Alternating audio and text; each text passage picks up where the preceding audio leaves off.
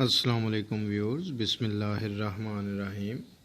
جماعت ششم کی اردو کی کتاب کی نظم ہمارا وطن کا مرکزی خیال اور خلاصہ ہم پڑھ رہے ہیں، تو آئیے خلاصہ پڑھتے ہیں۔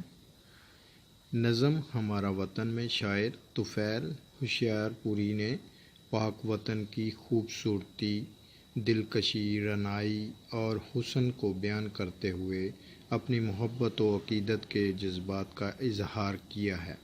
شاعر کہتا ہے کہ ہمارا پیارا وطن ہماری امیدوں، امنگوں، حوصلوں اور آرزوؤں کا سہارا ہے۔ ہمارے دیس کی کھیتیاں سونا اگاتی ہیں اور ندیاں جو ہیں وہ چاندی لٹاتی ہیں۔ اس کی وادیاں سرمگیں، چمن دلنشین اور صحرا حسین ہیں۔ ہمارے پیارے وطن کے حسن پر جنت بھی رشک کرتی ہے۔ اس وطن کے بہادر جوان اس خوبصورت انجمن کے پاسبان ہیں۔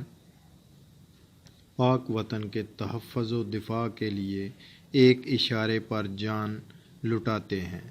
ہم سب اس وطن کے نگہبان اور ملک و ملت کی ترقی و خوشحالی کا ارمان ہے۔ ایسا کیوں نہ ہو، یہ وطن ہم سب کی آنکھوں کا تارا ہے۔ یہ پاک وطن ہمیں اپنی جان سے بڑھ کر پیارا ہے۔ آئیے اس نظم کا مرکزی خیال پڑھتے ہیں۔ ہمارا پیارا وطن ہماری امنگوں کا سہارا ہے۔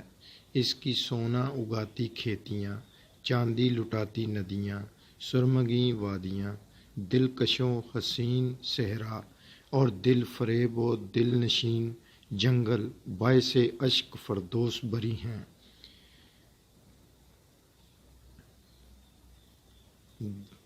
دلیر و بہادر جوان پاک وطن کے پاسبان ہیں۔ ہم سب ملک و ملت کا ارمان اور حسین وطن کے نگہبان ہیں۔ بہت ہی پیارے انداز سے اس نظم کو شاعر نے اپنے الفاظ میں بیان کیا، تو ہم نے آپ کو اس نظم کا خلاصہ اور مرکزی خیال جو ہے وہ پڑھ کر سنایا ہے۔ اپنا خیال رکھیے گا اور انشاءاللہ تعالی نیکسٹ ویڈیو میں ملیں گے نیکسٹ سبق کے ساتھ۔ اللہ حافظ۔